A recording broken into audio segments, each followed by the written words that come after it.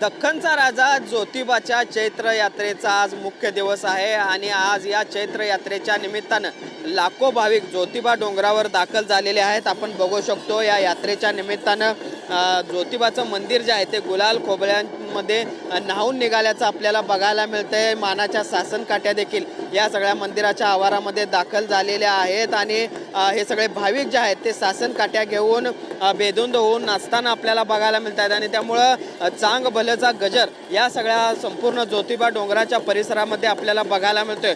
या सगळ्या ज्योतिबाच्या चैत्र यात्रेच्या निमित्तानं महाराष्ट्र, कर्नाटक त्याचबरोबर आंध्र प्रदेशमधून जवळपास लाखो भाविक आज या सगळ्या ज्योतिबा डोंगरावर दाखल होत असतात.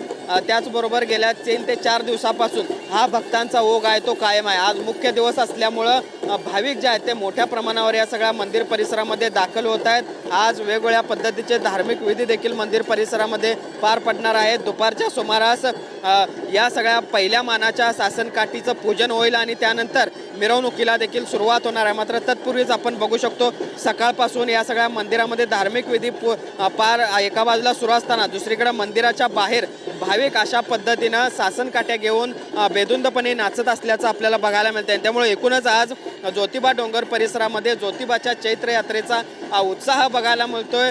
गुलाल खोबऱ्याची उधळण बघायला मिळते. त्याचबरोबर चांगभलेचा गजर देखील बघायला मिळतोय. दिवसभर हे वातावरण असंच राहणार आहे. दुपारनंतर या सगळ्या भाविकांच्या संख्येमध्ये आणखीन वाढ होण्याची शक्यता आहे. जर्नलिस्ट सुनील काटकरचं भूषण पाटील, TV9 मराठी, कोल्हापूर.